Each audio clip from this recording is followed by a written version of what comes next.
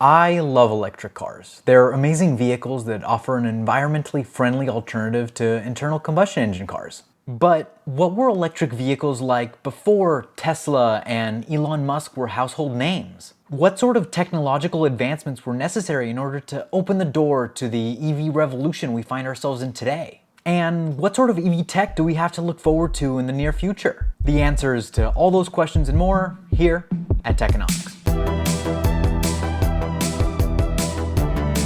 Hey guys, it's Carlos, always trying to provide you with insight on technology and how it's affecting you and the world at large.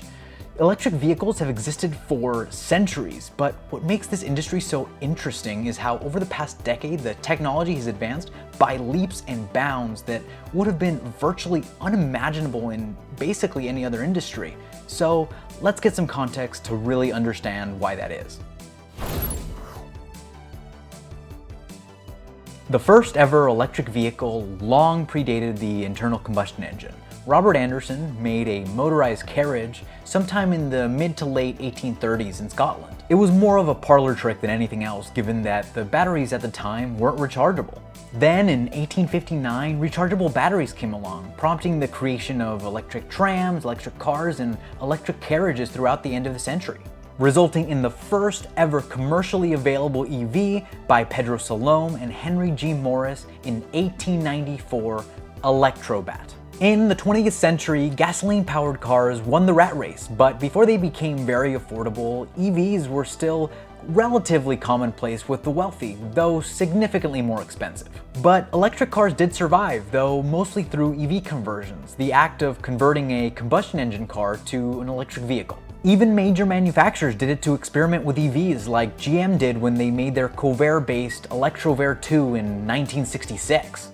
Even NASA got into EVs. They ended up contracting Boeing to create electric lunar vehicles for Apollo 15 through 17, which were used as the main form of transport while on the moon's surface.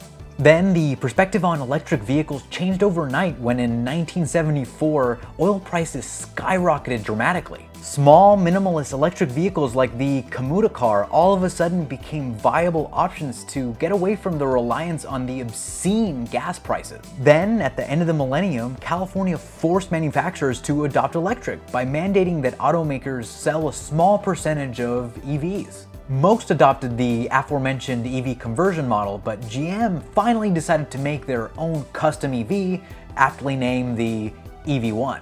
The California mandate was eventually repealed, but the experience would prove vital in the upcoming millennia where electric vehicles are at the forefront of the ever-changing car industry. Before getting into electric cars, I think it's important to note that hybrids started to get really popular in the beginning of the 2000s with the likes of the Honda Insight and Toyota Prius. This is important because the battery and electric motor technology that allowed these cars to exist would serve as a vital foundation for the electric cars to come. And consumers started to want electric cars shortly after as well, which can be seen with the relative success of the Smart 4.2 electric drive, which most people just call the smart car. It was a small, ultra-compact two-seater that was mainly used for short drives in the city and had a horrible safety rating. But it was the Nissan Leaf that really brought an electric option for the masses, even if it didn't really sell in massive quantities. It was a simple, affordable electric hatchback. No real bells and whistles. It was a car that could get you from point A to point B at an affordable price that didn't look particularly different from all the other cars, but it didn't use fossil fuels. Tesla, however, was different. Their stated goal from the very beginning was that they wanted to electrify the entire car industry. And looking back, I can confidently say that they succeeded. But how? Well, they started off with an extremely expensive compact sports car in the Roadster. They didn't sell very many, but they didn't have to because all the funds just ended up being reinvested into research and development. Then they came out with a high-end luxury sedan in 2012, the Model S. What was truly revolutionary about the car was its technology. It achieved a level of energy density in its batteries that was completely unheard of. And its electric motors were able to achieve a level of performance that outpaces most sports cars today, 9 years later. But along with the Model S, Tesla came out with their supercharging network.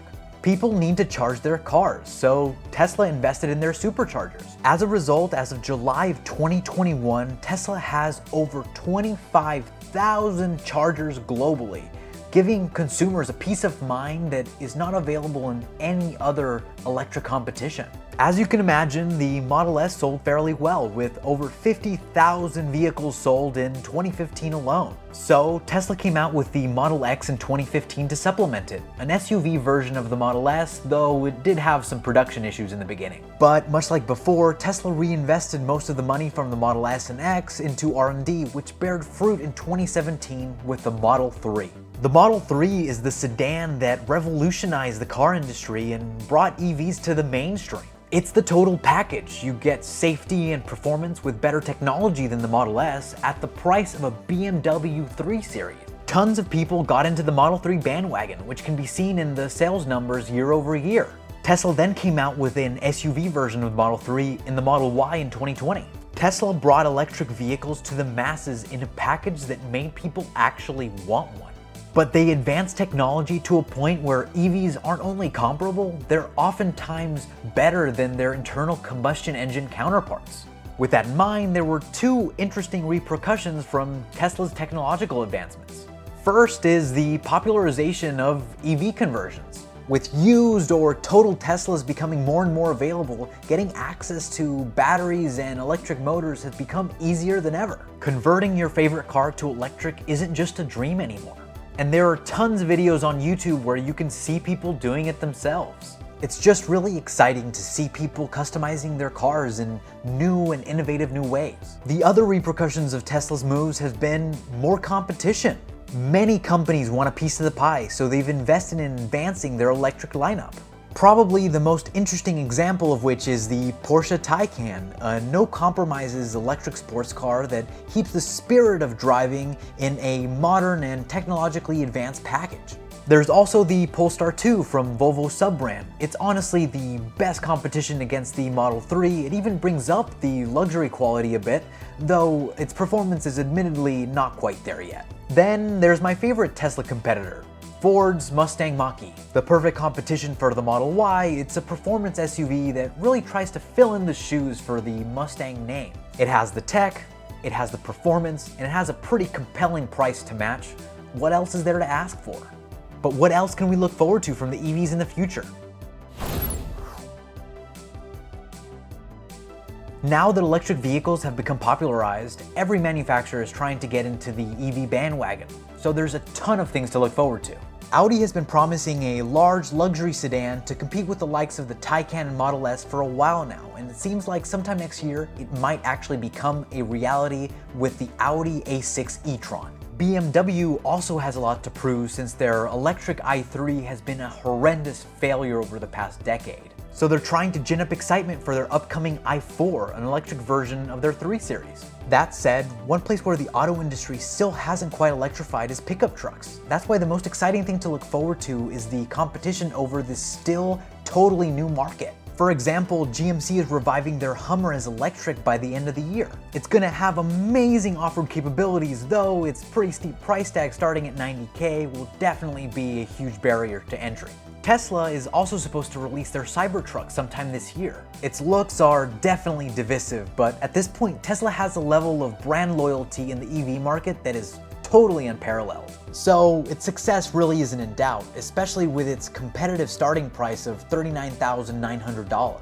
The big question is, what sort of tricks does Tesla have up its sleeves to distinguish it from the influx of all the other competition? The last and, in my opinion, the most exciting upcoming EV on my list is the Ford F-150 Lightning. The Ford F-150 is the most sold vehicle in North America and has been for decades. As such, the Ford F-150 Lightning, with their competitive price tag of just below $40K, their trusted Ford F-150 brand recognition, their utilitarian focus, and their tried and true aesthetic, has the potential to bring in millions of new customers into the EV market that otherwise might not have even considered it. The advancement of EV technology has been a long one, but fortunately we live in a time where it's become more and more readily available. And in my opinion, it's the future. There are obviously climate considerations, but most importantly, EVs remove a lot of long-term maintenance costs that are commonplace in ICE vehicles. Electricity is also cheaper than gas, so you end up saving tons of money in the long term. What I find particularly hopeful is that so many companies are putting the time and resources necessary to keep developing this EV technology. So it's going to start advancing even faster than before, which will undoubtedly bring down the cost and make the technology more readily available. Thanks guys for watching another video. Please hit that like button, it really does help and it's always really appreciated. Please comment down below with what your favorite EV is and why. Also, did I miss any EV that you're really looking forward to? As always, it's Carlos from Techonomics, over and out.